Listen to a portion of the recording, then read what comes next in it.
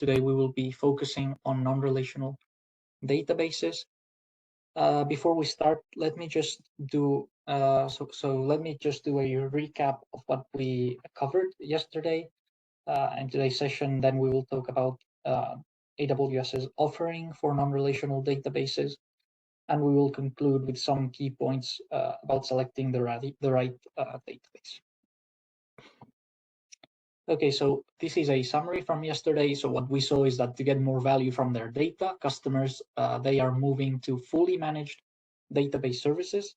So once again, the fully managed database services are services where AWS handles the administrative part of the database, like patching, software updates, the security aspect, the encryption as well, these types of things. So what we saw is that you can migrate either from relational databases or non-relational databases.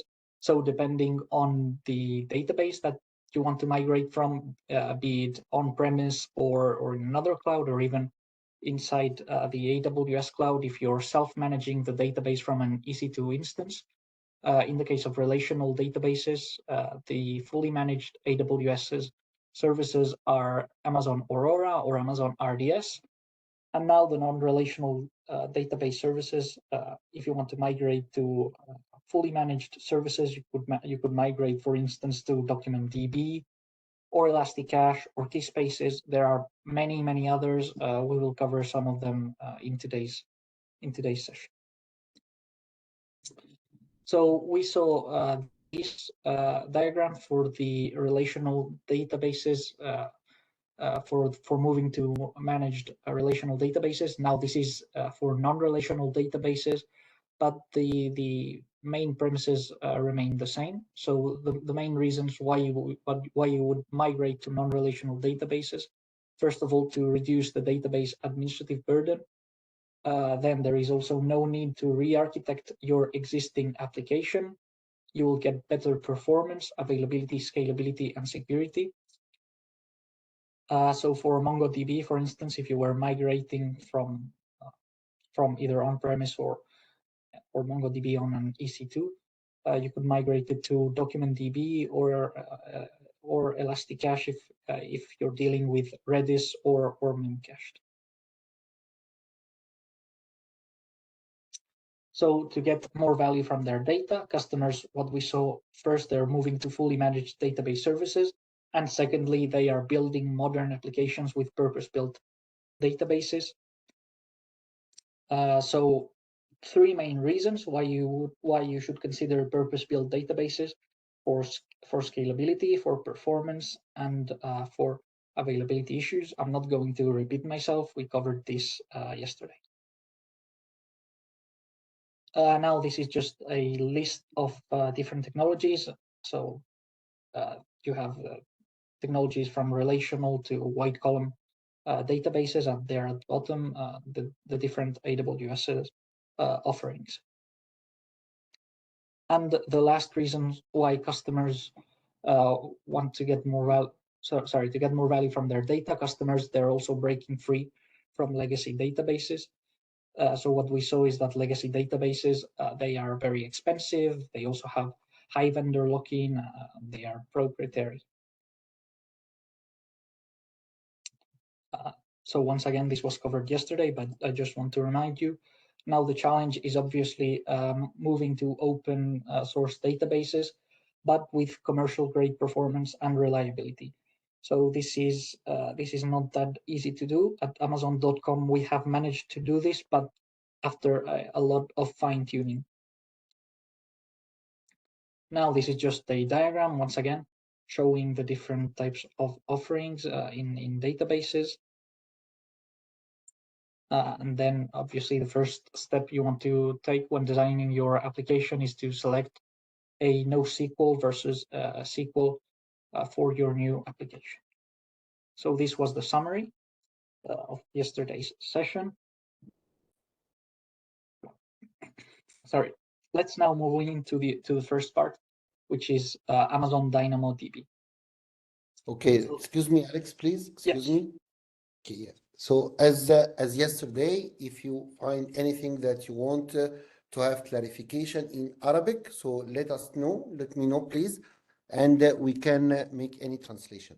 لو في أي حد يا جماعة عايز أي حاجة بالعربي خلاص يبعت لنا بس أو يبعت لي، وإن شاء الله نترجم الدنيا ونوضح الدنيا نعمل لها clarification بالعربي إن شاء الله. ماشي؟ Okay, you can go on, Alex, please. Thank you. Perfect. All right, so the first type of database I would like to talk about is DynamoDB. But before moving forward, I would just like to quickly explain what a key value database is. So DynamoDB is a key value database. As you can see in this case, and as you can probably imagine, it's just keys that are related to a value. So for instance, the query you have here, right, you would need to find the session ID with this session ID, and you might find a user that is associated with this session. So it's just a way for you to quickly search data based on a key. So some use cases, it would be, for example, for this use case, for user session attributes in an online app, would be some of the features. It's that it's one of the most uncomplex kind of NoSQL data models. It is used for storing, getting, and removing data. And key value databases, they utilize simple functions. So now let's dive into Amazon DynamoDB. So Amazon DynamoDB, as I explained, it's a key value and document database that delivers single-digit millisecond performance at any scale. It's a fully managed, multi-region, multi-master, durable database with built-in security, backup and restore, and in-memory caching for internet scale applications. So DynamoDB can handle more than 10 trillion with a T requests per day and can support peaks of more than 20 million requests per second. So someone yesterday asked about real businesses and business use cases. So some businesses that are using DynamoDB, they include Lyft, Airbnb, Samsung, Toyota, and they rely on DynamoDB to support their mission critical workloads. So summarizing what you have there on the screen on the slide, with DynamoDB you get performance at scale. It's a serverless service, so there is no hardware provisioning or software patching or upgrades that you need to do, and it scales up or down automatically. And then there's also the encryption and the integration with other AWS services like AWS IAM for controlling the access to DynamoDB, or also secrets management. Right. So DynamoDB is built for high durability. It is designed to support 99.99% of availability. It, in terms of the writes, it's a three-way replication persisted to disk. And in terms of the reads, it's either strongly or eventually consistent reads. And the data is always replicated to 3 availability zones.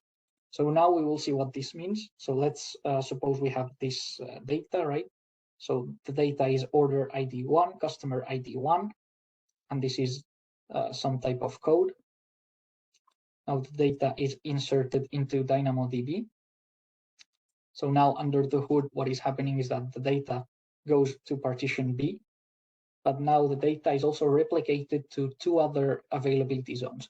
So now each partition is available in 1 availability zone, and in total there are 3 availability zones per, so each partition is stored in 3 separate availability zones. So this is what gives you the 99.99% availability. Then DynamoDB has another interesting feature, which are the global tables. So the global tables are a fully managed, serverless, multi-region, and multi-active database. So now with global tables, instead of reaching 99.99, we're able to reach 99.999%, so 3 nines. And aside from this, there's also increased application resiliency, improved business continuity, and the global tables replicate your Amazon DynamoDB tables across your choice of AWS regions so that you can achieve fast local read and write performance.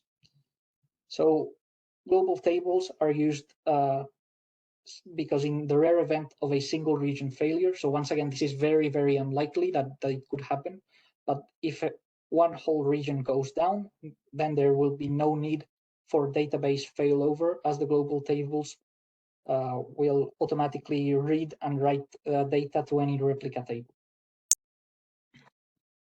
So global tables also eliminate the difficult work of replicating data between regions and resolving update conflicts for multi-active workloads. So basically, as a summary, it's what you see here on your screen. The data is replicated across 3 different regions. So in Europe, North America, and Asia. And what this does is, so first of all, it allows you to build high-performance, globally distributed applications. Then there is very low latency reads and writes.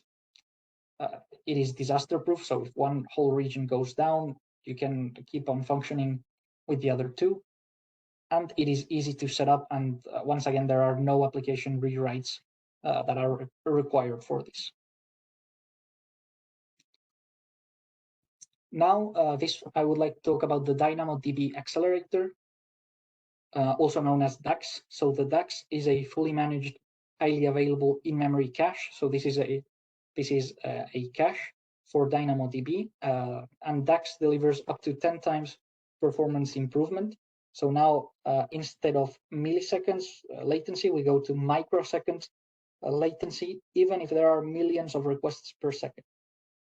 So even in this case that there are millions of requests, the latency is still microseconds.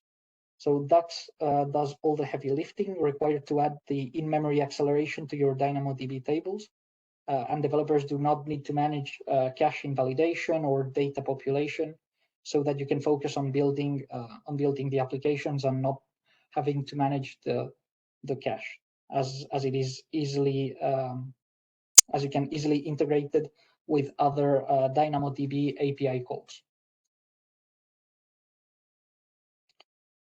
So now, next. Excuse me, Alex, yes. please. Excuse me. Yes, okay. Is there any questions يا جماعة؟ أي سؤال، أي حاجة مش واضحة في الجزء بتاع الدينامو دي بي؟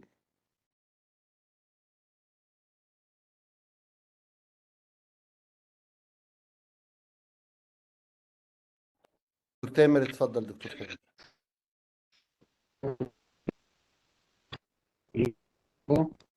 الو أيوة دكتور تامر اتفضل. حضرتك سامعني يا فندم؟ يا دكتور اتفضل. طب حضرتك دلوقتي احنا قلنا ان في 3 نسخ هيتحطوا في 3 availability zone، تمام؟ تمام. لو حصل ان في واحده يعني ده بيتحجز في اول ما انا باجي احط الداتابيز، ولا ان انا خلال يعني حصل ابديت ومثلا في availability zone منهم وقعت، هل بيدور على availability zone ثالثه يحط فيها نسخه ثالثه دايما، ولا بيكتفي بالاثنين والابديت لو حصل او لو في داتا زادت خلال الشغل هو بيشتغل على الاثنين لحد ما الثالثه تقوم، ولو فرضا الثالثه دي ما قامتش فايه الحل؟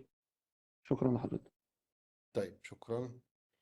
طيب we have a question please Alex that what if one of the availability zones goes down, okay, will the DynamoDB is going to search for another third availability zone, or will it wait until this availability zone up and running again to make the same replication to the other third availability zone? So I guess DynamoDB will find another availability zone because the data is replicated across the 3 availability zones. I imagine there's also this health status to check if the availability zone is up and running again, and it would, and in the case it's up and running again, it would redirect the data to the first availability zone. But anyways, the important part is that it can go through the other 2 availability zones in case one of them goes down. So you mean that it's going to search for another third availability zone to make the replication, right? Yes. Yes. Okay. So دكتور تامر هو بيقول لك ان هو هيدور على ثيرد افيلابيلتي زون علشان يبدا يكمل. اوكي تمام. طيب نلخص تاني بالعربي. اوكي طيب اوكي اليكس would you please yes this slide yes اوكي so في السلايد ديت يا جماعه ان شاء الله خلاص ان الداتا وهي رايحه ل AWS المفروض ان AWS بتعمل كوبي للداتا بتاعتك في 3 availability zones. يعني ايه availability zone كده باختصار بسرعه لغايه لما نتكلم عليها بكره بالتفصيل ان شاء الله. availability zones دي يا جماعه بتكون مكان فيه داتا سنترز، والافيلابيلتي زونز دول بيكونوا بعاد عن بعض حوالي 100 كيلو تقريبا من بعض. ف AWS لما انت بتعمل انسيرت لاي ريكورد في اي افيلابيلتي زون تمام، اوتوماتيك AWS بتعمل كوبي من الداتا ديت في other availability zones، بحيث ممكن لو اي availability زون حصل فيها اوتج لاي سبب ستيل الداتا بتاعتك موجوده في availability زونز تانية، وده مش هيوقع الداتابيز بتاعتك. علشان كده هو بيقول ايه؟ بيقول ان الداتابيز بتاعتنا هي highly available 99.9%. ليه؟ عشان الداتا ريبليكيتد في اكتر من مكان، فايفن حتى لو في سيرفر معين وقع او ايفن افيلابيلتي زون كامله خرجت من الخدمه في اي دبليو اس في اي وقت، ستيل انا عندي كوبي من الداتا في افيلابيلتي زونز ثانيه. Alex, would you please go to the next slide, please? Yeah. Yeah. Here in the global tables بقى يا جماعه الوضع اتحسن اكتر واكتر. الموضوع الافيلابيلتي زونز دي يا جماعه بتكون موجوده في منطقه معينه وبعيده عن بعض حوالي 100 كيلو بس، انما الريجونز دي بتبقى متوزعه على انحاء العالم كلها. عندنا في AWS عندنا 32 ريجون متوزعين حوالين العالم. داينامو دي بي فيها فيتشر او فيها خاصيه اسمها جلوبال تيبلز. الجلوبال تيبلز دي بقى بتعمل ايه؟ بتعمل ريبليكيشن للديتا في ديفرنت ريجونز في اماكن مختلفه في العالم. فده بيحقق ايه؟ بيعمل حاجتين اساسيتين. طبعا زود الافيلابيلتي بتاعت الداتا بتاعتك، لانها لما بقت ريبليكيتد في اكتر من ريجون تمام بقت الافيلابيلتي بتاعتها احسن. فلو افترضنا ان في افيلابيلتي زون كامله خرجت من الخدمه، سوري ريجون كامله خرجت من الخدمه، وعلى الرغم ان ده بيحصل نادر جدا، بس ستيل الداتا بتاعتك موجوده والابلكيشن بتاعتك شغاله، لان انت عندك اكتر من نسخه موجوده في اكتر من مكان تاني موجود في العالم. فحتى لو في ريجون كامله خرجت من الخدمه ده بيكون احسن او ما بيفرقش معانا، لان ده بيحسن الافيلابيلتي. عشان كده هو زود 9 في الاخر، بقت 99.3. 3 دي يا جماعه خلي بالكم فرق كبير جدا من 99 و3 ناينز تمام. انك انت اتشيف 99.99% ده ليه عوامل وفلوس وكوست، وانك تحقق 99.3 ناينز اوف افيلابيلتي ده بيكلف فلوس اكتر وبيكلف مجهود اكتر. فوجود الجلوبال تيبلز بيضمن لك البيزنس كونتينيوتي. يعني ايه بيزنس كونتينيوتي؟ يعني الابلكيشن بتاعتك مش هتقع والبيزنس بتاعك مش هيتاثر، لان حتى لو ريجون كامله خرجت من الخدمه ستيل عندي 2 كوبيز في 2 ريجونز مختلفين. الحاجه الثانيه اللي انا بستفيدها من الجلوبال تيبلز يا جماعه، لما بتكون الداتا بيز بتاعتي متوزعه على اكتر مكان في العالم، هفترض ان انا موزعها على ريجون في امريكا وريجون في الصين وريجون في البحرين مثلا. لو اليوزرز بتوعي قريبين من البحرين هيستخدموا الداتابيز اللي قريبه ليهم من البحرين، الكاستمرز اللي في امريكا هيستخدموا الداتابيز اللي قريبه منهم في الايه في امريكا، بتوع الصين من الصين ريجون وهكذا. فده بيقلل الليتنسي، بيخلي الداتا توصل للكاستمرز بتوعك بشكل اسرع، وبالتالي ده بيحسن الاداء بتاع الداتابيز بتاعتك. تمام كده يا جماعه؟ واضحه الدنيا؟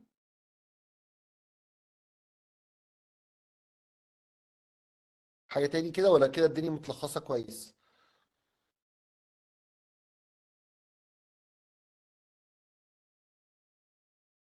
لا الديفولت، الديفولت مش انها في 3 ريجونز، ده اوبشنال اسمه جلوبال تيبلز.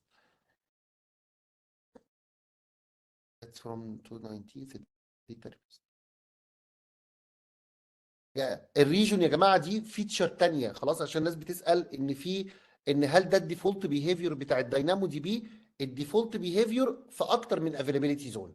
لكن حته الريجونز دي لا، دي كونفيجريشن لازم احنا نعمله، دي حاجه زياده احنا بنعملها، اللي هو اسمها جلوبال ايه تيبلز، اللي هو على مستوى الريجونز. اوكي. اوكي ثانك يو اليكس، سوري فور ذيس لونج interruption. No problem. Thank you.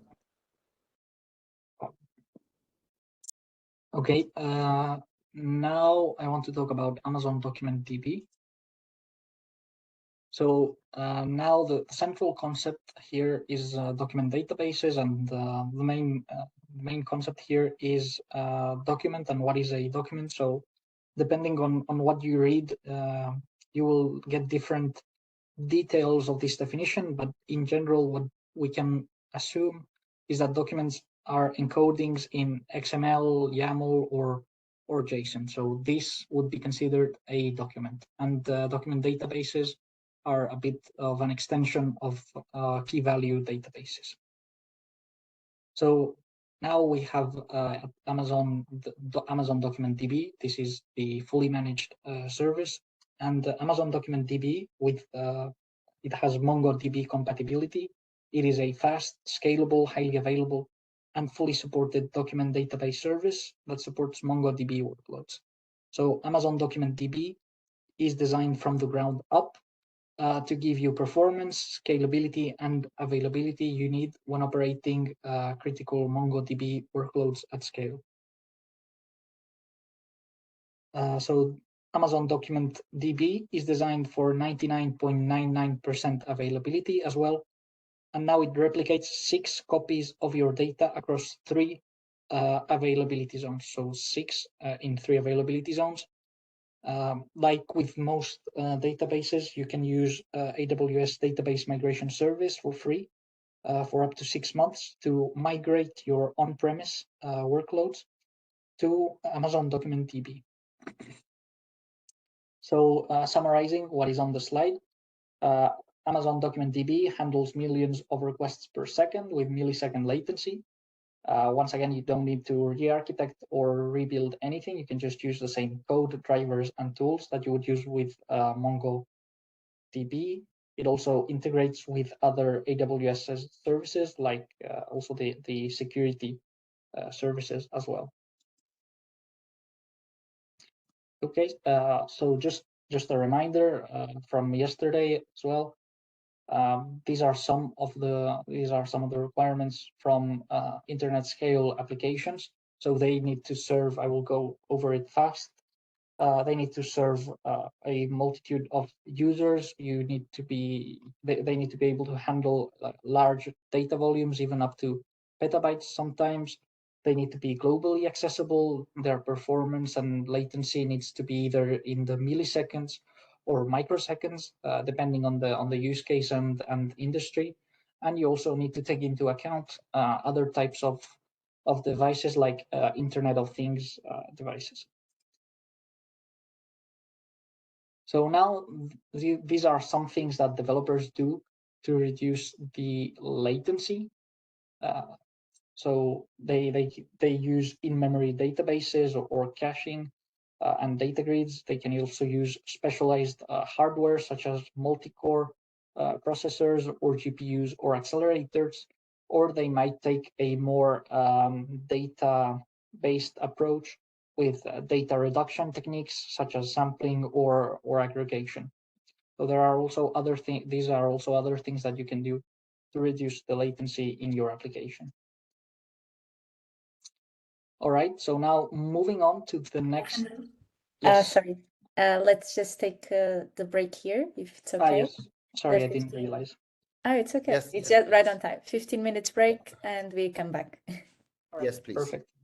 ناخد بريك يا جماعة ربع ساعة عشان الصلاة إن شاء الله بإذن الله. طيب في أي حاجة محتاج نوضحها في الجزء اللي فات قبل ما نروح البريك، عشان طبعا بعد البريك هنكون نسينا. طيب هايل. طيب ناخد بريك يا جماعة بتاعنا ربع ساعة إن شاء الله ونيجي على طول. شكرا. Thank you all of you.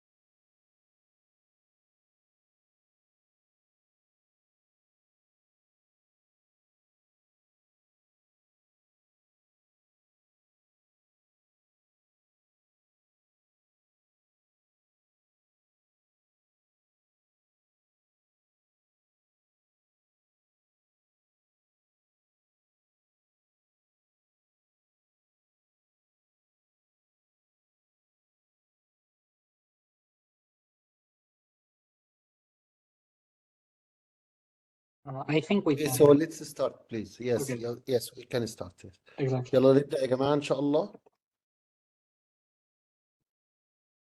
اوكي كله Okay. موجود نبدأ يلا بينا.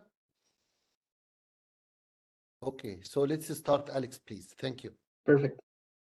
Okay, so now the next NoSQL managed service that I would like to talk about is Amazon Elasticache.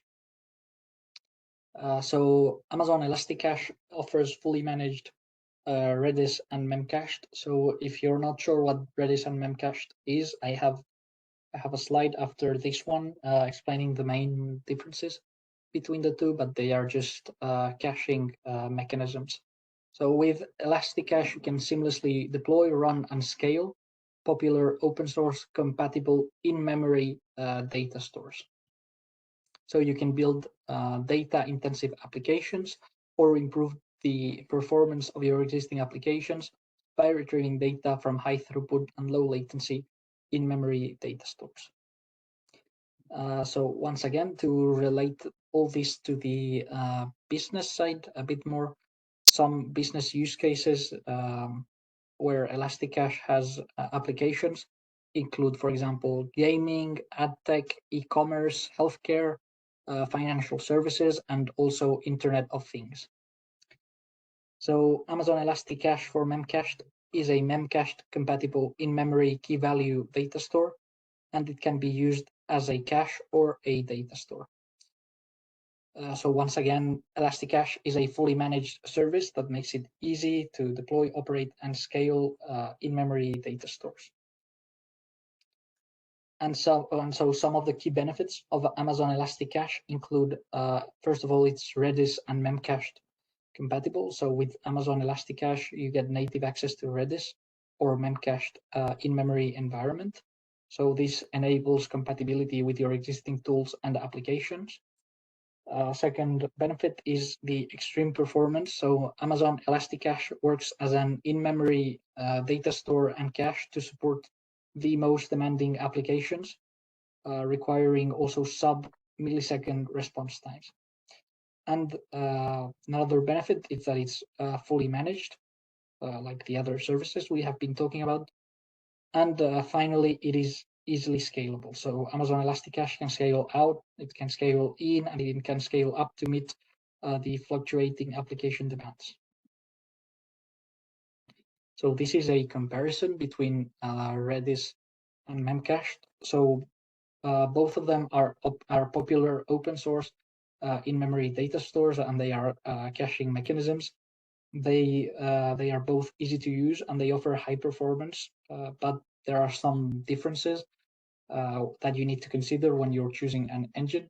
So for example, if you're dealing with advanced data structures, unfortunately, Memcached doesn't support that. So you would need to go for Redis. Conversely, if you were dealing with multi-threaded applications, you would need to go with Memcached, as Redis doesn't support that. So here is just a tables summarizing some of the features, both from Memcached and Redis. But the main point is that they are two different caching mechanisms. Right. So now the next part I want to talk about is Amazon Memory DB. So MemoryDB is so first of all, it's an in-memory database. So an in-memory database is a database that primarily relies on main memory for computer data storage.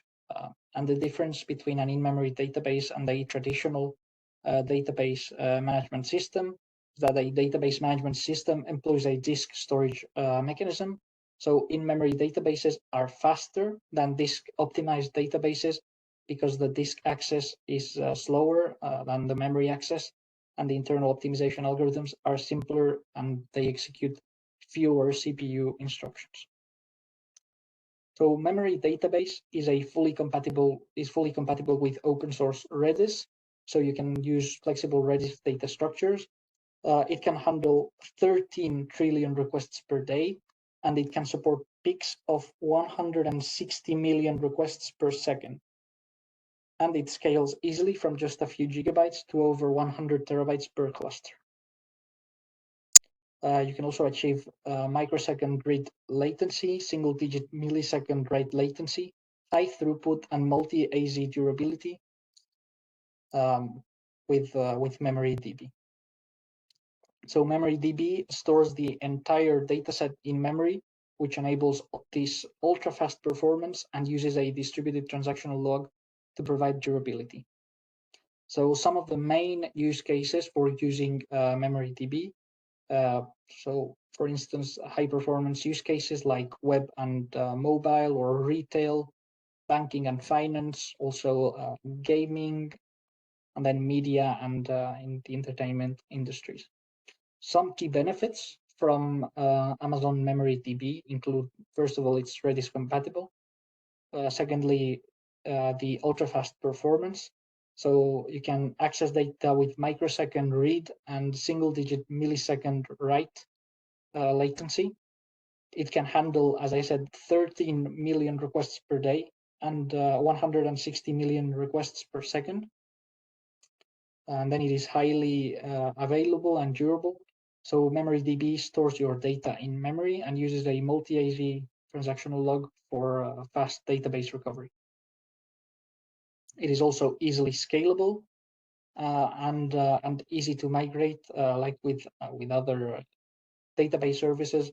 Can do the migration with AWS database migration service, where you can migrate the data either from your on-premise or from your EC2 to MemoryDB. So now moving on, let's talk about Amazon Neptune. So Amazon Neptune is a graph database. So you could think of graph databases like document databases, but with relationships between different documents, for instance. So in this case, the typical example is in social media, right? So here you have a group of friends. So Jack is a friend with Annie, and he's friend with everyone except Sam. So this type of database allows you to track these types of relationships. So it is also used for recommendations, knowledge graphs, once again, where you need to connect different elements for fraud detection, life sciences, network and IT operations. So in general, you use these types of databases with highly related data.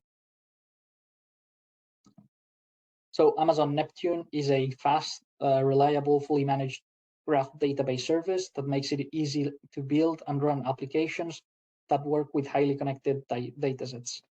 The core of Amazon Neptune is a purpose-built high-performance graph database engine that is optimized for storing billions of relationships. So as you can see there, if you're familiar with graph databases, it supports Apache Tinkerpop and W3C RDF graph models, and also their respective query language, like Apache Tinkerpop Gremlin or SparkQL. Then it is also quite fast. It is able to query billions of relationships with millisecond latency. It is reliable. It has stores six replicas of data across 3 availability zones, and it is easy to manage since it is a managed service. So that's it from my side. Not sure if there are any questions up until this point. اوكي، اي اسئله يا جماعه؟ اي حاجه مش واضحه نحب نترجمها نوضحها؟ اي اسئله؟ طيب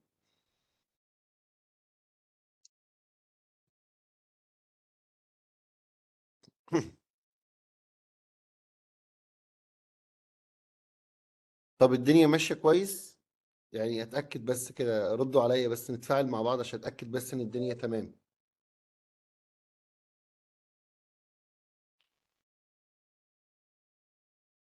طيب ملخص سريع بالعربي. اوكي اوكي. Ines, would you please return back 4 or 5 slides? I'm going to give a summary in Arabic, please.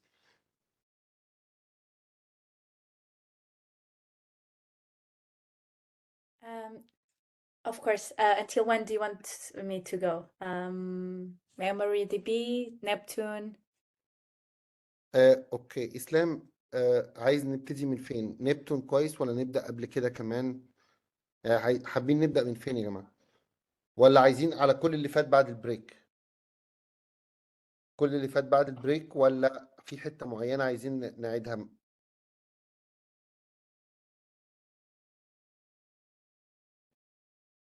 طيب خلاص يبقى خلينا اوكي. would you please Ines would you please return back after the break please for the point of break.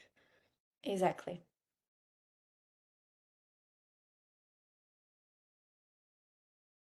اوكي سو elastic كاش كده بسرعة يا جماعة معناها ايه وبتعمل ايه؟ خلاص احنا زي ما اتفقنا امبارح ان elastic كاش كان سيرفيسز نكاش الداتا بدل لما نعمل كويريز كتير على الداتابيس بتاعتنا. خلاص الالاستيك كاش ممكن ان انا احط فيها الداتا اللي انا بستخدمها كتير. فحاجه زي الالاستيك كاش دي بتديك سرعه لغايه مايكرو سكندز كمان. فانا بحط الداتا بتاعتي في الالاستيك كاش واقدر بدل ما انا اروح اكويري الداتابيز بقدر ان انا اروح اكويري مباشره من الالاستيك كاش. الاستيك كاش واحنا بنكرييت يا جماعه الاستيك كاش في اي دبليو اس بيكون عندي نوعين، نوع اسمه ريدس ونوع اسمه ميم كاش. الانجن اللي بيشتغل عليه الكاش بيكون يا اما ريدس يا اما بيكون ميم كاش. دول عباره عن اوبن سورسز مشهوره في الايه في عمليه الكاشنج. فاي دبليو اس عندها السيرفيس اما انك انت تشغلها لو انت متعود تستخدم ريدس ممكن تستخدم ريدس، او لو انت متعود تستخدم ميم كاش ممكن تخلي الاستيك كاش يشتغل زي الميم كاش. فعلى حسب انت بتكون متعود على ايه. طيب ايه الميزه بتاعت الالاستيك كاش؟ ان هو بيدينا انليميتد سكيلينج. يعني ايه سكيلينج؟ يعني لو انا بعمل ريكوستات كتير عليه هو يقدر يهندل كل الايه الريكوستات اللي جايه عليه. عنده هاي بيرفورمانس بيرد عليك بسرعه وفي نفس الوقت هو فولي مانجد. يعني ايه فولي مانجد؟ يعني اي دبليو اس هي اللي مسؤوله عن عمليه السكيلينج بتاعته. يعني لو في ديماند كتير عليه اي دبليو اس مسؤوله انها تزود الريسورسز عشان تهندل الكم الكبير دوت من الريكوستات. الدنيا قلت عندك والناس روحت نامت خلاص ومفيش اكسس على الابلكيشن بتاعتك تبدا تقلل الريسورسز بتاعتك. So the next slide please Ines. Okay. No, where is the comparison between the memcached? It's coming between the Redis and memcached? Yeah, sorry, that's a slide that I added myself. But Exactly. Okay, okay, no Alejandro problem, no will problem. share them. No problem, no problem, no problem. Okay, We'll okay. have I will, okay, I can If remember you it. wait Okay. just 1 second, Alejandro. لا no, okay, okay. I know that. I know the difference. Okay. So ايه الفرق طب يا جماعة ما بين الميم كاشت وما بين الريدس؟ اوكي. الريدس الفكرة كلها او الفرق الجوهري ما بين ريدس وما بين الميم كاشت ان على الرغم ان الريدس بيشتغل بس في الميموري وبيقدر ان هو يتاكسس من الميموري على طول بس ستيل عنده ستورج. ستيل اقدر احط الداتا على ستورج لاير على هارد ديسك. الاكسس وكل حاجه بتحصل من الميموري بس هو دايما عنده كوبي من الداتا اللي موجوده في الميموري دايما موجوده عنده على هارد ديسك. فده بيدي امكانيه لريدس لحاجات ما يقدرش ميم كاش يعملها لان ميم كاش ما عندوش الحته بتاعت الهارد ديسك ديت. طب يقدر نعمل ايه بريدس؟ نقدر ان احنا نعمل ريبليكيشن من مكان لمكان. الداتا بقت موجوده على الهارد ديسك فاقدر اعمل لها ريبليكيشن من مكان لمكان. اقدر اخد منها باك ابس. تمام، حاجه ما اقدرش اعملها في ميم كاش. كمان الحته المهمه قوي في ريدس يا جماعه ان هو بيشتغل على حاجه اسمها ادفانسد داتا ستراكشرز. يعني ايه؟ يعني انا ممكن وانا بحط الداتا في الميموري اقول له انا مش عايز دبليكيشن. فلو جيت احط داتا هي اوريدي موجوده عنده لا ما يحطهاش لان هي اوريدي موجوده ايه عنده فما بيعملش دبليكيشن للايه للداتا. حاجه من الحاجات المهمه قوي السورتنج. لو انا عندي داتا عايز اعمل لها سورتنج بشكل مختلف خلاص عايز ارتبهم من الصغير للكبير او من الكبير للصغير او ايا كان وانا بحط الداتا جوه ريدس هو يقدر يعمل لها سورتنج على طول. حاجه ما اقدرش اعملها في ميم كاش. طيب الميم كاش دي انجن بيتميز عن ايه بقى في ريدس؟ انه بيشتغل مالتي ثريدنج. لو انت الابلكيشن بتاعتك بتسبورت مالتي ثريدنج واقدر اقرب من الداتا باكتر من كور من البروسيسور في نفس الوقت ساعتها ممكن تستخدم ميم كاش لان ريدس في الوقت ده مش بيسبورت الموضوع دوت. فبالتالي ساعتها ريدس بيكون احسن، بيكون ميمكاش ده احسن لو انت بتشتغل على مالتي ثريدنج. عايز بقى تاخد باك ابس، عايز تعمل ريبليكيشن في مكان تاني، عايز تعمل سورتنج للداتا، ساعتها بيكون ريدس احسن. امازون ميموري دي بي فور ريدس، خلاص دي عباره بتكون عن حاجه اسمها ان ميموري داتابيزز يا جماعه. احنا عارفين ان الاكسس بتاع الهارد ديسك بياخد شويه وقت اطول شويه من الميموري. فلو انا عندي داتا اقدر اسيفها بس في الميموري، فعندي سيرفيس في AWS اسمها ميموري دي بي فور ريدس. دي اقدر اسجل فيها الداتا بتاعتي في الميموري. وطبعا بقى شفنا ارقام مرعبه، يعني بيقدر يسجل اكتر من 100 تيرا من الداتا في الميموري. تمام. فولي مانجد برضو AWS هي اللي بتتحكم في الداتابيز ديت، لا هتروح تعمل لها انستول ولا ليك دعوه بالسكابيليتي بتاعتها ولا الافيلابيلتي بتاعتها. خلاص AWS اللي بتمانج الموضوع دوت. السكيورتي اقدر ان انا احطها جوه النتورك بتاعتي واقدر استخدمها من الابلكيشنز بتاعتي بسكيور مانر. في نفس الوقت عندها هاي بيرفورمانس عاليه وهي كومباتبل مع ريدس. ليه دايما يا جماعه بنقول انها كومباتبل مع ريدس وكده؟ معنى كده ان انت لو انت متعود انك تشتغل بالتولز عندك في شركتك، انت بتستخدم اصلا الحاجات دي كاوبن سورس، هتجيبها تشتغل بيها في AWS زي ما هي، مش هتحتاج انك تغير الكود بتاعك، وبالتالي ده هيوفر وقت. يبقى اسمك نقلت على الكلاود وفي نفس الوقت انت ما عملتش اي تعديلات في الداتا بتاعتك. Okay, so please, Ines, would you please go to the next slide? Yes, next slide, please. Neptune. Okay, so what is Neptune يا جماعة؟ نبتون بنسميها جراف داتابيز. ايه الفكرة ورا الفكرة بتاعت الجراف داتابيز؟ الجراف داتابيزز يا جماعة بيجد علاقات حتى لو انت ما انشأتش العلاقات دي موجودة عندك في الداتابيز. انتوا عارفين لما بنيجي نعمل ريليشنال داتابيز بتاعتنا بنقول الجدول ليه علاقه بالجدول ده، ليه علاقه بالجدول ده، والكلام دوت. الكلام دوت لا، في الجراف داتابيز من ضمن الداتا من جوه الداتا نفسها بيوجد علاقات. فمثلا زي ما كنا شايفين في السلايد اللي فاتت، عندنا واحد عامل فريندز مع كل الناس اللي حواليه، بس في واحد عامل فريندشيب مع واحد تاني بس هو مش فريند دايركت مع الراجل الاولاني. فده بنسميه، حتى ساعات بنشوفها كده على الموبايل وعلى الفيسبوك والكلام ده، بيقول لك الفريند اوف فريندز، يعني صحاب الصحاب. من الجراف داتابيز انا اقدر اوجد العلاقات دي. اقدر اعرف احمد هو مش صديق مباشر لمحمد، لا ده هو صاحب صاحبه، او فريند اوف فريند. كمان لو عندك دوكيومنتس، حاجات زي الويكيبيديا مثلا، ان انت بيبقى عندك دوكيومنتس مختلفه والدوكيومنت دي ليها علاقه بالدوكيومنت دي، وبعد كده طلعت من موضوع لموضوع لموضوع، فيقدر يجد علاقات ما بين المواضيع حتى لو ما فيش علاقات مباشره موجوده جوه الداتابيز بتاعتك. لو انت عندك كيسز زي كده تقدر تشتغل بيها نبتون داتابيزز. تمام. فطبعا هي اوبن سورس، هي فاست، هي ريلايبل، هي ايزي انك انت تقدر تستخدمها. طيب بكويري الداتا بتاعتها ازاي؟ عندي تول اسمها سبارك، اقدر ان انا استخدم سبارك ليها كويري لانجوج بتاعتها. اقدر استخدم سبارك، طبعا دي تول مشهوره في اباتشي اوبن سورس، اقدر ان انا استخدمها عشان اكويري الداتا من نبتون باستخدام اباتشي او سبارك كويري لانجوج. Next slide, please, Ines. From now on, it would, Okay, so that's it. Okay, yeah, it that's was it. these Okay, three okay, databases. okay. So أي أسئلة تانية يا جماعة؟ الدنيا كده اتلمت أو اتلخصت بشكل كويس؟ طيب أشكركم جدا جدا. Okay, so Ines, you can go on. Thank you. Thank you all. So I will pick up the presentation now. Thank you, Alejandro, for Thank you, Alex. Thank you. speaking about these non-relational databases. And now we're going to look at three more options. So the first one that we're going to look at is Amazon TimeStream. So I'm not sure if you know, so I will make sure that everybody in the meeting knows what time series data is about.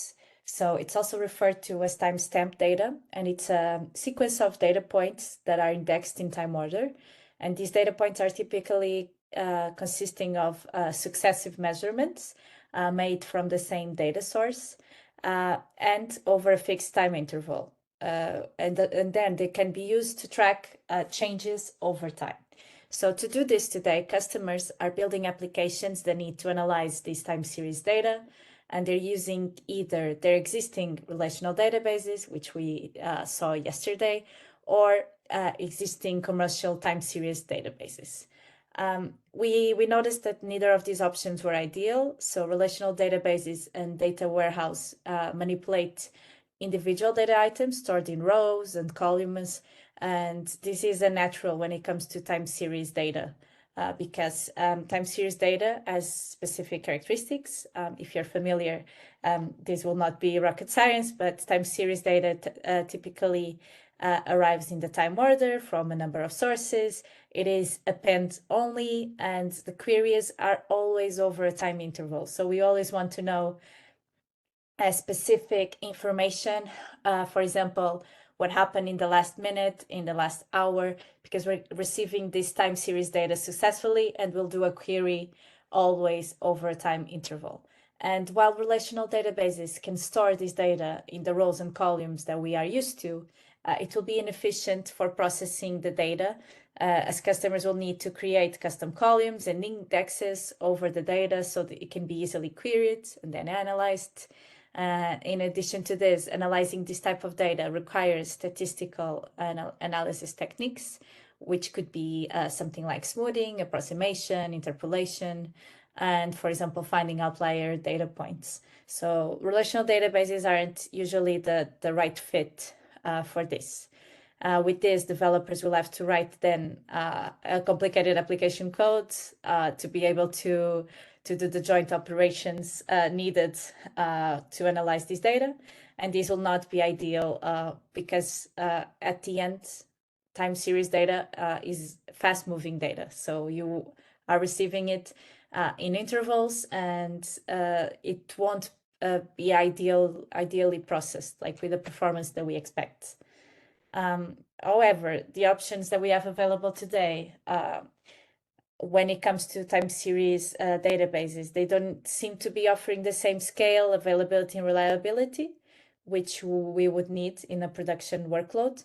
And most of these databases are, for example, single nodes and require developers then again to couple them with separate ingestion. Then they have to do streaming and batching, analyze the visualization tiers. So customers were having this challenge. So this is the problem with the time series data. The problem was the high cost, the scale, the performance, the complexity with the managing of this data. And then there's also a lack of specialized capabilities for the alternatives that we had. So what was the answer that Amazon Web Services found was to create a specific purpose-built database. So Amazon TimeStream. It is a fast scalable database. It's also fully managed, and it is specific for IoT or operational applications, making it easy now to store and analyze trillions of events per day. And the up part of this, it's with 1/10 of the cost of a relational database. It was driven by the rise of IoT devices and IT systems, and also smart industrial machines that would need and provide us with this time series data. And as mentioned earlier, so this data having those specific characteristics such as arriving in time order form, being append only, and queries having always been over a certain time, the relational databases weren't an option. So TimeStream was, as I said before, purpose-built for this, and it will effectively store and process the data by time intervals. And you can easily store and analyze log data, which would also be interesting in this type of use cases, and sensor data for IoT applications. It will be integrated with other services of AWS that would help you analyze and log. And as your data grows over time, it has an adaptive query processing engine, which understands the location and format of your data, making it simpler and faster to analyze. It also some features, just so that you get a bit more familiar. It has automated it can automate roll-ups, retention, tiering, and compression of data. So you can manage your data at the lowest cost possible. And also time streams is serverless. So there are no servers that you need to manage and no instances as well. So it will manage time consuming tasks such as the server provisioning, as we talked about this a lot yesterday, such as server provisioning, software patching, the setup, the configuration, the data retention. So it will free you to focus on working with possibly your IT devices or applications that are producing this time series of data. This would be an option. So I'll pause here to see if there are any questions or any translation needed, and then move on to the next database. يا جماعة أي أسئلة أو في أي حاجة محتاجة توضيح؟ طيب باختصار يعني كده هوت خلاص. It's okay. طيب أوكي. طيب أي حد محتاج توضيح أو أي حد عنده سؤال؟ مفيش كسوف يا جماعة، احنا جايين وسايبين وقتنا علشان نقعد نتعلم، فلو في أي حد لو سمحتوا عنده أي سؤال أو محتاج أي توضيح يقول لي.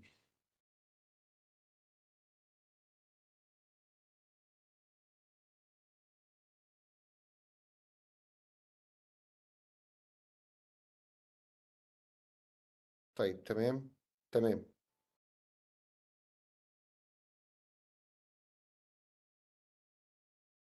Okay. طيب okay. So we can go on. Yes, thank you. Thank you all. So now what we're going to talk about is quantum ledger databases. So this might be a bit strange, and maybe you're familiar with time stream data, but this would be a different issue. So the proposition here, what were some challenges that were faced by our customers that needed this type of databases? So when auditing tables, they needed to check for some data integrity, and we'll look at some customer use cases that this might be needed. And the existing tools that we had were either resource intensive, they were difficult to manage. Then when we did our analysis, it could be error prone or incomplete, and it was also impossible to verify the integrity at the end if the tools were not optimal. So what is Amazon Quantum Ledger database? It is a database that provides you a complete verifiable history of all application data changes and being built and tried and tested on technology that has already been used by inside Amazon for years. It will assist you in solving and building reliable and a system of record applications at scale. So what does this database offer you? It gives you immutability. So the database will maintain a sequence of records of all changes to your data written to an append-only journal, so it cannot be edited, append only, and allowing companies then to query and analyze the full history. Then the data in this type of databases is cryptographically verifiable. So this service in particular will offer you and use an hash function, in this case SHA 256, to generate a secure output file of your data changes history. It is known as the digest, and the digest will act as the proof of your data's change history, allowing you to look back when you desire an audit and validate then the integrity of your data changes. This Quantum Ledger database is a serverless database as well, so it scales with the application. And unlike common blockchain frameworks, this one performs at low latency and higher throughput, not requiring companies to trade. Sometimes the issue when acquiring databases, are we trading performance for being able to verify the data? So this was one of the issues that customers were facing. Finally, it will you'll be able to leverage familiar SQL APIs, and it is as a flexible open source document data model. Also, it is easy to use with all of these tools. And what I wanted to focus now is the type of customers that this might be useful for. So our customers will typically choose this type of database if they need a database system of records, if they require mutability in addition to strong transactional consistency, if they require the ability to prove data integrity to customers, to auditors or regulators, and if they benefit from a built-in data lineage. It is also used as a blockchain alternative, so it requires cryptographically backed event integrity, but if they do not need decentralized access, they can benefit from a single party centralized data management, and also the addition of a ledger database as a component of a blockchain solution might be interesting. So what are the common customer use cases for this type of database? For example, banking and finance. To store financial transactions, you can create a complete and accurate record of all your financial transactions, such as credit and debit transactions. For example, you can also reconcile supply chain systems, so record the history of each transaction, provide details of every batch manufactured, shipped, stored, and sold from a facility store. So might also be useful in this type of use case. Also, if you need to maintain claims history, so for example, to track a claim over a lifetime, you can then verify it cryptographically that the data has not been changed to make sure that the claim was not interfered with. And also another example would be, for example, to centralize digital records. You can implement, as I mentioned before, a system of records application and create a complete centralized record of, for example, employees to have details such as a payroll, bonus, and benefits. So all of these use cases when you don't want interference with your data and you want to be able to verify that it's still integral and it wasn't changed. I'll pause here as well before I move on to the last database that we're going to talk here about today. If there's a need for a translation here, please let me know. Yes. يا جماعة any questions, any translation needed? اوكي طيب جزئية البلوك تشين طيب بصفة عامة خلاص بليز اوكي بصوا يا جماعة انا بحب دايما في الكوانتم ليدجر داتابيز دي بالذات نبتديها من الاخر للاول. ايه هي اليوز كيسز بتاعتها؟ تمام. اليوز كيسز بتاعتها ان هي دايما بتحتفظ بالهيستوري ديت التركه او الحته المهمه في الكوانتم ليدجر داتابيزز ان انا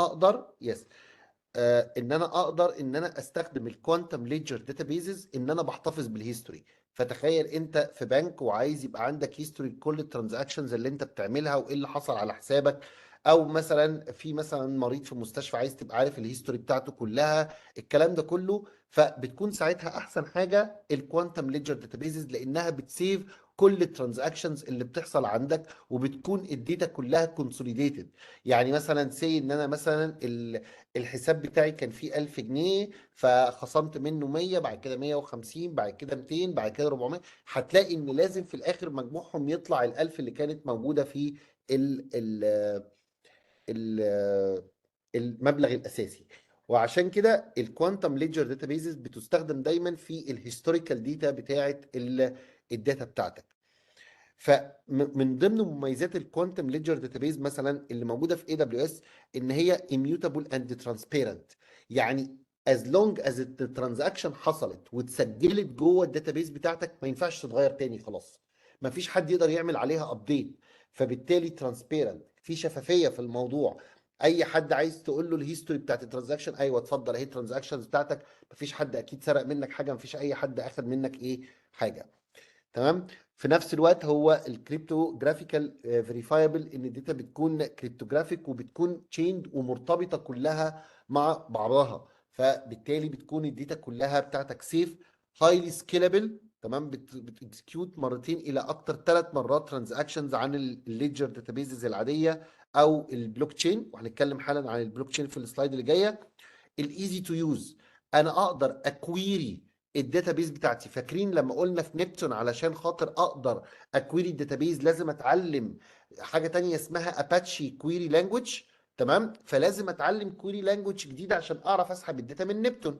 لا، في الكوانتم ليدجر الوضع مختلف، ان انا اقدر استخدم نفس الكويري لانجوج اللي انا بستخدمها في الطبيعي بتاعنا، اقدر استخدمها مع الكوانتم ليدجر داتابيزز. نيكست سلايد بليز ايناس.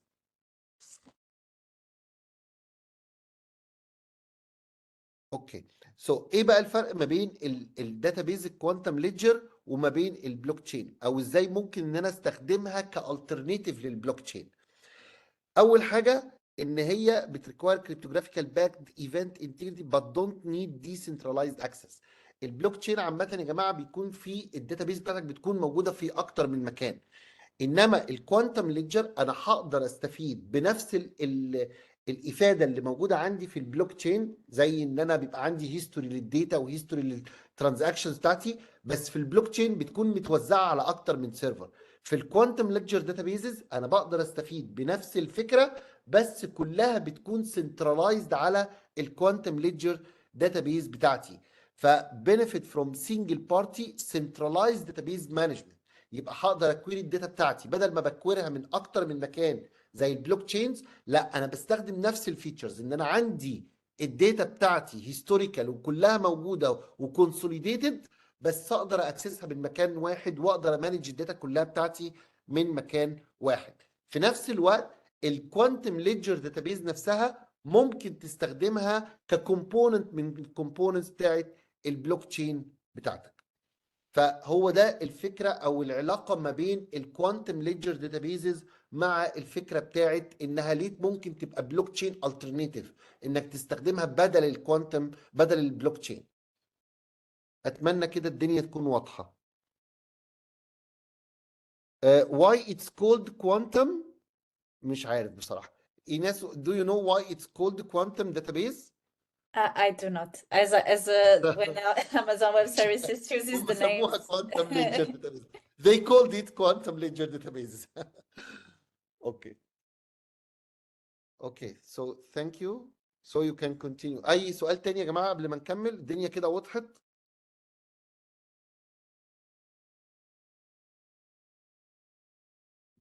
Okay. Okay, شكرا. Okay, you can go on, Ines, please. Thank you. So let's go into the last database, and this will be an offer focusing on Apache Cassandra. If someone doesn't know what Apache Cassandra is, I'm gonna go over it very briefly. So it is an open source wide column data store designed for large scale applications which needs fast and read and write performance. It is compatible with SQL and also Cassandra Query Language API is available.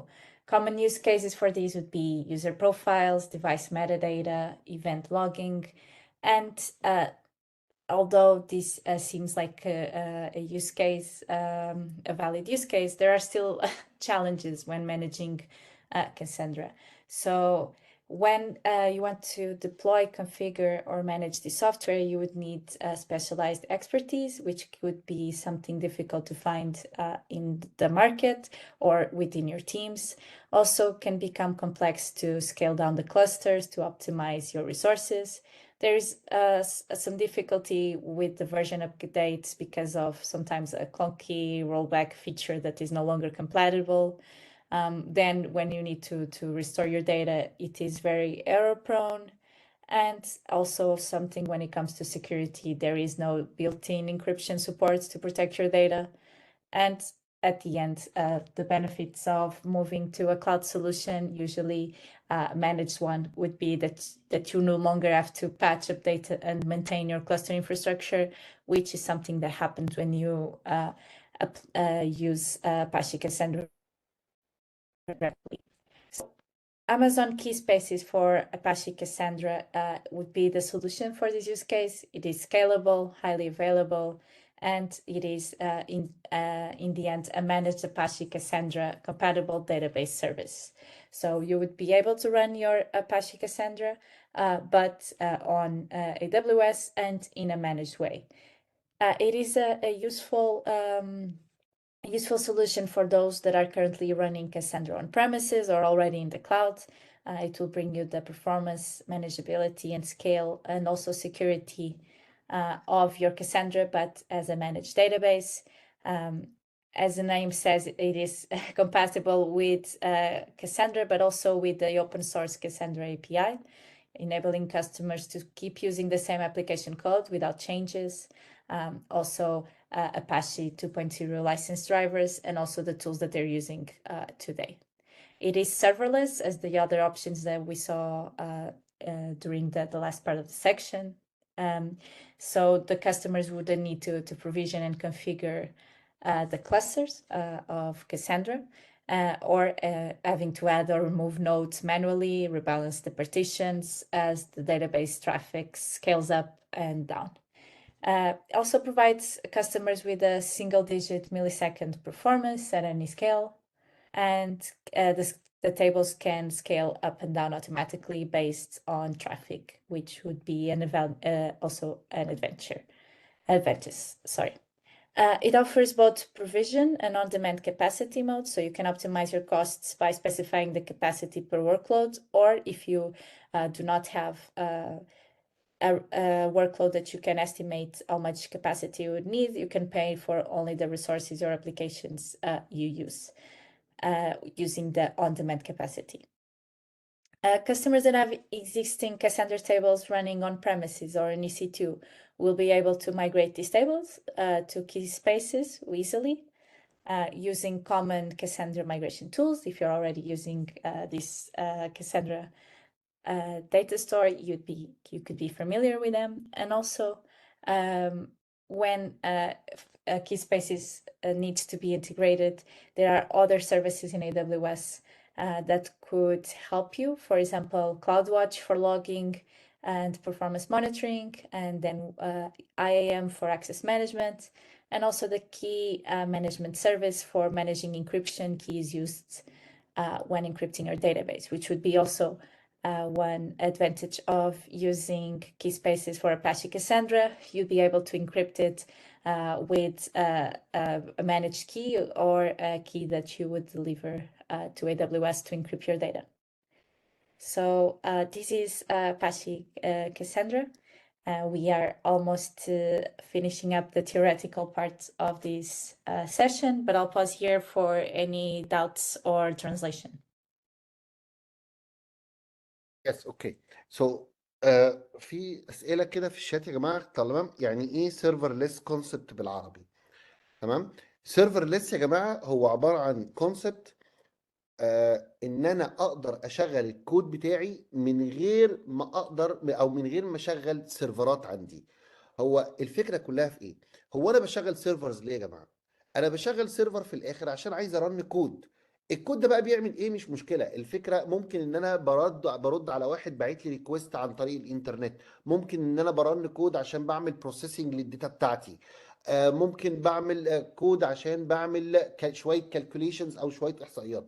المهم في الاخر ان انا برن سيرفر عشان عايز ارن عليه كود، عشان الكود ده بيعمل بيربوز معين او بيعمل حاجه معينه. الفكره اللي ورا السيرفرلس ان انا هخليك ترن الكود بتاعك من غير ما تعمل اي بروفيجننج لاي سيرفرات، او من غير ما تشغل اي سيرفرات. طيب ده ميزته في ايه؟ تخيل انا مثلا انا عندي ويب ابلكيشن، الويب ابلكيشن دي الناس بتشتغل عليها الصبح، لكن بالليل الناس بتروح تنام، فبالتالي السيرفر بتاعي شغال طول الليل ما بيعملش اي حاجه، وعشان خاطر الناس ما بتشتغلش على الابلكيشن بتاعتي. بس لازم السيرفر بتاعي يفضل شغال عشان لما يجي اي ريكوست من اي يوزر الابلكيشن بتاعتي ترد عليه بشكل مباشر. هنا بقى بيجي دور السيرفرلس. AWS قالت لك طب بص، بدل ما انت بتشغل سيرفرات كامله عشان تشغل شويه كود في الاخر، اديني الكود بتاعك وانا هرن لك الكود بتاعك لما يجي عليه ديماند. لما تحب تشغله انا هشغله لك. فانت بالتالي مش مشغل اي سيرفرات، السيرفرات بس او الكود بتاعك هيرن بس لما يجي عليه ريكوست. طبعا ده بيقلل الكوست بشكل عنيف، فانت بدل ما طول الليل عندك سيرفرات شغاله او طول النهار عندك سيرفرات شغاله او في اوقات كتير في اليوم سيرفرات شغاله الكود اللي فيها ما بيشتغلش، AWS بتجارانتي انها هتشغل لك الكود بتاعك لما يجي عليه ديماند. كلمه سيرفرلس مش معناها ان مفيش سيرفرات، ستيل عندنا سيرفرات، لكن السيرفرات دي كلها مانجد باي AWS. AWS بتبقى عندها سيرفرات ضخمه جدا يا جماعه بترن الكود بتاع كل الكاستمرز بتوعها، فبالتالي انت كانك شير في سيرفر، فتخيل الفلوس اللي بتدفعها قليله جدا. اشهر سيرفيس عندنا في AWS سيرفرلس اسمها لامدا دي يا جماعه ارخص كومبيوت سيرفيس موجوده في AWS، نتيجه انها بتحاسبك امتى؟ لما الكود بتاعك بيرن. فتخيل انت الكود بتاعك بيرن ساعه في اليوم، ساعتين في اليوم، هتحاسبك على قد الكود اللي بيرن بتاعك، بس مش اكتر من كده. هو ده الفكر اللي ورا كلمه سيرفرلس او الكونسبت اللي بيهايند سيرفرلس. هل الكويري لانجوج بنستخدمها في الداتا موديلنج ولا في ان احنا بنسحب الداتا؟ لا طبعا الكويري لانجوج بنستخدمها في ان احنا بنسحب الداتا، لكن مش في الداتا موديلنج. هل الداتا بيز مع الوقت بيتعمل لها ضغط لتقليل الحجم الخاص بيها؟ طيب معلش ممكن بس استأذنك، في انهي نوع بالظبط من الداتابيزز؟ هل بشكل عام؟ بشكل عام لا، انت ما بتعملش كومبريشن. انت عايز تاخد منها باك اب وانت بقى تعمل كومبريشن براحتك بعد كده، دي حاجه ترجع لك انت، لكن باي ديفولت AWS ما بتعملش كومبريشن للداتا بتاعتك. Ines, excuse me, also correct me if I am wrong. There is a question if AWS is compressing any kind of data. Okay. I think that there is no any compression from AWS side. Okay. So, but you can take your own backups of from your data as you like. Am I right? Correct me if I'm right. If I'm wrong, please. Yes, so it might depend also on the service that we're talking about, and Yes, if exactly. exactly. So we will need to check service by service, I would say. Yeah, but in general, I think there is no compression. In general. In general, of course, yes. Yes, yes. Yes. طيب أي أسئلة تاني يا جماعة؟ احنا we have finished that Ines, right? We have finished. Yes, we've finished with the databases. I'm going to just wrap up the presentation. اوكي طيب احنا هنعمل ملخص للي فات كله يا جماعة. حد محتاج أي حاجة قبل ما نجو ثرو؟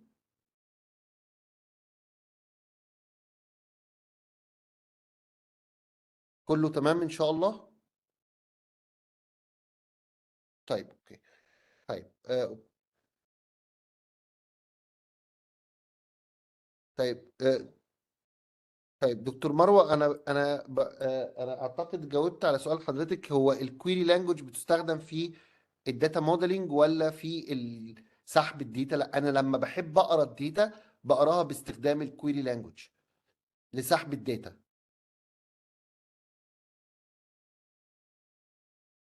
طيب اوكي ايناس، would you please go on please? Thank you. Yeah, of course. Thank you. So I wanted to wrap up as Alejandro did a quick introduction recapping what we talked about yesterday. I wanted to do the same. So this still applies when it comes to non-relational databases. So when you are choosing a database for your application, you have to consider some principles. As we talked about today, there is no ideal database for everything. We saw today different databases depending on the use case. So this is all something that you would consider for your solution. For example, if you need a database to store in a key value way, you would probably not be using a relational database. If you need to manage, for example, connections, extremely connected use case of entities, you probably go over something like a graph. So this would be the first thing that you might consider. And we had this visual map yesterday where we talked about, so starting with your business objectives, and your use case would be something to search for, then analyzing your functional requirements, the integrations that you need, and then of course the parts of managing performance, also your resilience and security would come after. Then we add this slide on checking solution affinity. And I also got a question here that I wanted to answer today, so that I wasn't understanding. But here in this slide, we are saying that when we are choosing a solution, we should check if it, besides it being a good enough fit for our use case, something that could be important is how much it is used in the market, so that we can check if it has been fairly tested and tried by expertise available in the market. And what this graph basically is telling us is that the best thing with the highest affinity would be a solution that is broadly adopted in the market, but a good enough fit for our use case. The question that I got was, solution is on the next sentence, and I got a bit confused by my own words. So solution is a very good fit for the use case, but awareness may hamper adoption. And what this means here is that we find a solution that is a very good fit for our use case. For example, it's an open source database that we found on the internet, but it's possibly only 1 year old. No one is using it. So what this means is that even though this solution seems perfect for a use case, because there's not much awareness of it, and there's not a lot of people contributing into it, it might be difficult how we're going to adopt it, and if we have a team that is able to adopt it. And this would be some affinity with our use case. But if, for example, a solution is not a good fit, but it is extensively used, we will have lowest affinity. For example, that this happened a lot when people selected relational databases because they are widely used in the market, and when they were the only solution available. So it was a solution with low affinity, but at least there are a lot of people using it, so it would be easier to trigger the adoption of the solution. And the lowest affinity possible would be a solution that can be made to work but requires extensive workarounds. It is not possibly a good fit, and the even worse than this is a solution that is not a good fit but also not extensively used. But this would be something that you would probably not select. So this is our map on solution affinity that I wanted to clarify on. And to finish up, as I did yesterday, this is the databases that we covered throughout these 2 sessions with the different use cases. If you have any questions, please reach out to us. We can have more in-depth discussions on each of the use cases if you have one in mind. Then we also discussed the different ways that you can migrate your databases using, for example, the database migration service, DMS, by using specialized database programs, or by requesting help if needed from professional services or a partner to help you migrate. This was a view of the over 200,000 database migrations to AWS that have happened. And to finish up with the value proposition of AWS, again, I explained this yesterday, but it was the different use cases that you might be considering when moving to AWS. You might have, for example, a database that is Key Value, or maybe you're using Redis or Memcache and considering moving to the cloud. On top of that, you might want to do something with your data. You might want to do some machine learning. You might want to have some visualization for business intelligence. Also, you might need to store different types of data in a sort of a data warehouse, build maybe your data lake. You might have a real-time scenario that you need. And with AWS, we have a solution for all of the scenarios that I mentioned before. And usually we try to create, when there's not a solution, something else to help you. To get started, I mentioned yesterday this website for Amazon.com, aws.amazon.com/databases, and also a link where you can contact us, but you can contact us directly. I will show you our emails in just a second. Also, I also shown you this slide about learning database with training and certification, where we have digital training courses and hands-on activities. If you search for AWS training and certification, and also considering if you are very specialized in databases and you want to get this specialization in AWS, you could look at the AWS Certified Database Specialty exam. As the time is almost running out, I wanted to show you something quickly on the console so you are left with an idea of one of these databases. And I will also show you how you can look for workshops, which was a question that I got yesterday, workshops that you can search for on AWS. On my side for now, I wanted to thank you. Here you can see mine and Alejandro's email addresses, so you can get in contact with us, and also a survey for these sessions. So the survey is for both sessions, yesterday and today. I saw that there wasn't many answers, so if you could please help us so we can understand how we can improve, and also if this was relevant to you so we can repeat it. Please do answer the survey. I will paste it on the chat right now.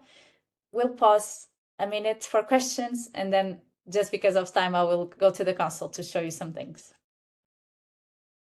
So يا جماعة لو سمحتوا survey please Ines, would you please paste the survey link please? Please all of you. Yes, I'm doing that. Yes please يا جماعة بس نعمل السيرفي يعني عشان بس نحسن أدائنا معاكم إن شاء الله، ولو في أي حاجة برضو نكتبوها وإن شاء الله نحسنها، لأن ده طبعا بيكون مهم للناس اللي بتكون معانا في البريزنترز معانا. فلو سمحتوا بس كلكم يا جماعة اتأكدوا إن أنتوا بتعملوا الإيفالويشن لو سمحتوا أو السيرفي.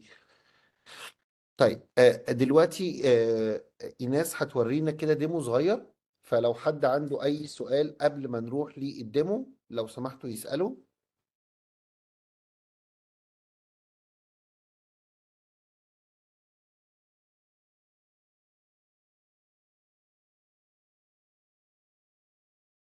طيب okay, so we can move on Ines please, we can move on. Thank you. I'm going to show a very quick demo, just because of time. So hopefully you're seeing the console right now. Yes, we can see it, Ines, yes. Thank you. So here we are not seeing, of course, a database service. Here we have Cloud9, just the home page of Cloud9 for me to explain that it is an IDE for writing, running, and debugging code. So you can do it. You probably use your own solutions. But I'm going to show you some things using this IDE on AWS. So just wanted to understand what is Cloud9. Then I'm going to be showing you today two databases. So I'm going to be showing you something on the TimeStream database and also on DynamoDB, which is a very popular solution. So I'll show you both very fast. So on Cloud9, for example, I have composed a script that creates data. So this would be TimeStream data for the TimeStream database. And I'm going to put it running. So the script is not very important. I'm generating data for a room, for example. I imagine I have sensors in a room, and I wanted to trigger some data, for example, on humidity, temperature, and see how it might look like. If I go here, this is a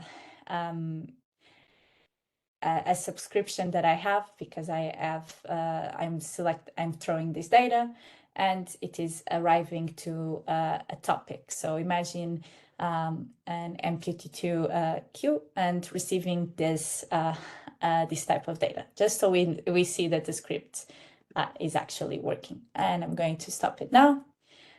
These I have integrated with my TimeStream database. So here you can see Amazon TimeStream. It is very simple to create a database. I'm going to show you. So for example, you even have samples if you want to try it out, but you could also create a database, give it a name, and select what is an encryption key, for example. So this would be super easy to create a database. After creating a database, you could, for example, create tables. And when you create a table, it is actually very easy as well. You just have to say what type of partition key you want to use. You could also use default partitioning. And for example, the data retention. For example, TimeStream databases, it might be relevant to you that you throw out your data 1 hour after it's triggered, or maybe 1 day. Because if it is, for example, sensor data, it can grow very fast and it might not be relevant after, well, let's say 5 hours. So this is something that you could do. I can see here the databases that I have created and also the tables that I have. And I wanted to show you, for example, here on the console very, very quickly. For example, you could query the database directly. So this is our table. If I go here into Query Editor, I have here the selection of the databases to query and the tables that I have. For example, I'm going to be querying just to show you the data on a smart room table. And I can show you here, for example, the different attributes that it has. If I run, you'll be able to see some of the data that we saw before. And as the table has grown quite large, I should have put a top to it. But you can see here an example of TimeStream data. For example, I had here on energy produced, the value that it got. In this case, it was for a specific university room and the time. So I would be able to query it regarding the time or not. And I have, for this demo, I've integrated this also with IoT Twin Maker. So this could be something interesting for you or no, to create a twin application for your IoT use case. And I could create a workspace and have entities, as you saw before, migrated here. And then, for example, visualize it. This is just to give you an idea on TimeStream's databases. And I'm going to move now into DynamoDB for the next few minutes. So if I consider now DynamoDB, so this was our an example of a database that Alejandro shown you. To create a table is also very simple. You would need to select a partition key, and also optionally you could select a sort key. And we can see how this would be relevant when we try to query this database. If I go to tables, I can see different tables that I have already created before for this use case. And I can select the tables, but I also wanted to show you different ways that you can interact with DynamoDB. For example, I could go into also Cloud9. So I'm using again the IDE, and I wanted to show you how to create a table, for example, with code. You could use this code to create a table called product catalog with some attributes, for example, and a key schema. And also you can select a provision throughput. So you can select, in a sense, how much capacity your database will be able to answer at the same time. When you create your tables. For example, there's commands to wait for the creation before creating another one, or doing some other operation. You can see here I'm creating a different type of table. And I've created the tables before just so that we didn't have to wait. Then after creating my tables, I've loaded some data, some sample data into them. And I can show you here how to write, for example, to a table in batch. So I just took all the products that I had in a JSON file, and I told DynamoDB to please batch write the items that I have here. And that's how I got into having data inside my tables in a very fast way. So now I wanted to show you a few queries that you could run in, for example, still using the Cloud9 environment. So the query, if that is called a scan, this one means that I would be querying basically all of the data, and scaling a large table could be very costly and also slow and very expensive. But I'm doing this here because I do not have a lot of items, and I wanted to show you what it would do. So it would just give you back all the items.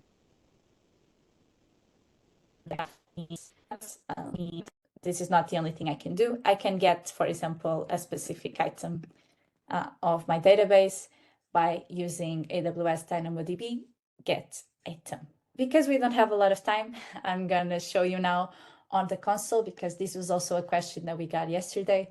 So depending on the database that you're using, you will have an interactive console on AWS to work with your data or not.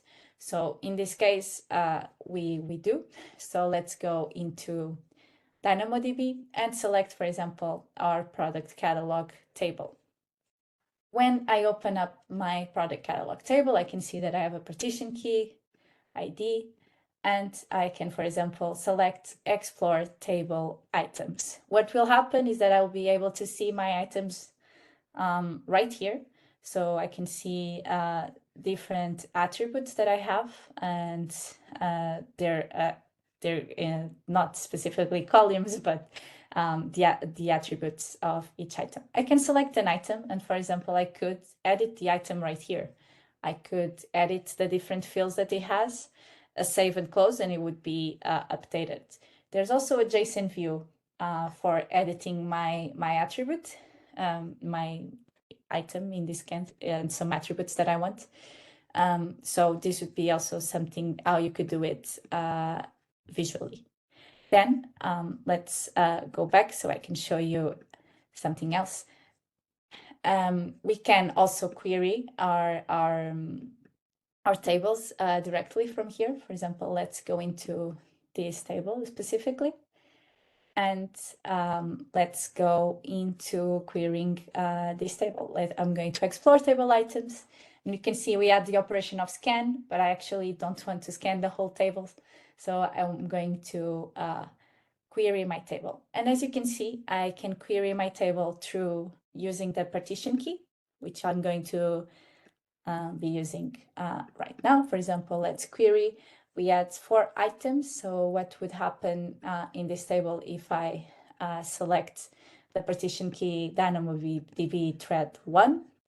And on top of querying by the partition item, because I specify the sort key for this table, I'm able to also use the sort key to query it. So let's throw in a number. So you can see here, reply date time. I'm going to be using this one. This would be how you could, oh, I probably, again, yeah. So let me make sure that I'm doing this. Yes, it's not exactly equal to, but it is greater than or equal to, because it was a timestamp. And so you can see here how you can query your table interactively using the AWS console. And for sake of time, this is where I'm going to stop, and I'm going to open up for questions And I wanted to thank you all for joining this session, and also ask you again. Alejandro sent the survey. I'll do it again. If you could please give us some feedback so we can improve. Hope this was helpful. If you have any questions, feel free to ask them. Okay. So I want to highlight something in the labs, please.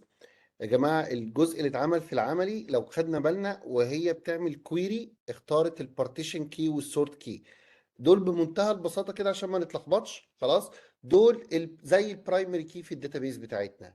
ممكن الداتابيز بتاعتنا يكون فيها برايمري كي واحد، فساعتها بنكتفي بالبارتيشن كي، او ممكن يكون عندك كومبوزيت كيز اللي هو البارتيشن كي مع السورت كي، الاثنين مع بعض بيكونوا البرايمري كي بتاعنا. فانا في الداينامو دي بي اقدر يا اما ان انا اعمل كويري باستخدام البارتيشن كي وباستخدام السورت كي، او ان انا اقدر اعمل حاجه تانية اسمها سكان. طبعا زي ما خدتوا بالكم ان السكان كذا مره ان هو بيجيب الداتا كلها اللي موجوده عندك، وده بيكون اكسبنسيف على الداينامو دي بي ان انا اقدر اجيب الداتا كلها. ده بقى ليها حسابات تانية، لان احنا بنضطر نحسب حاجه اسمها الريد كاباسيتي يونتس والرايت كاباسيتي يونتس وحاجات كده. المهم عشان اجيب الداتا كلها فبدفع شويه فلوس زياده. فالافضل دايما انك انت بتستخدم الكيز زي البارتيشن كي او زي السورت كي، انك انت بتجيب بس الداتا اللي انت محتاجها. وطبعا زي ما انتوا لو يعني حد دخل شويه في موضوع الداتابيز، ان هو بيستخدم البارتيشن كيز كمان، ان هو بيقسم الداتا عنده على الهارد ديسك باستخدام البارتيشن كيز، فبيكون الاكسس او الريتريفال بتاع الداتا من على الهارد ديسك بيكون اسرع لما بيكون عامل بارتيشننج للداتا باستخدام البارتيشن كي. طيب ده كده بس كنت عايز اهايلايت الحته اللي في العملي في الاخر تبقى واضحه بس للناس. So we go to the end. Do we have any questions, please? Do we have any questions?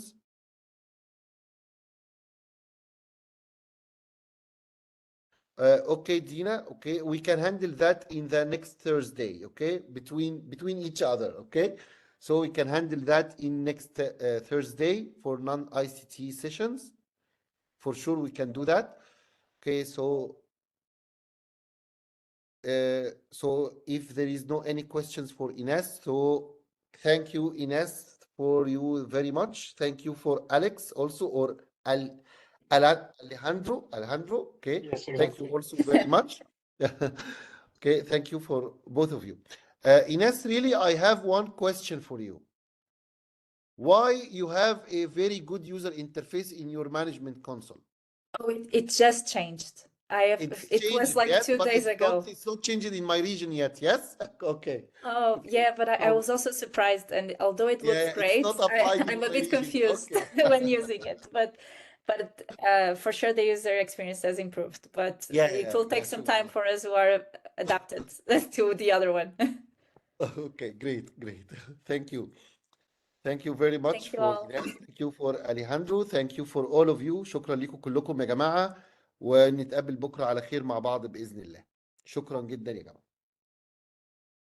Okay, perfect. Thank you, everyone. Thank Have a you. good day. Thank you. Have a Bye. good day. Thank you. You too. Okay, bye. Bye.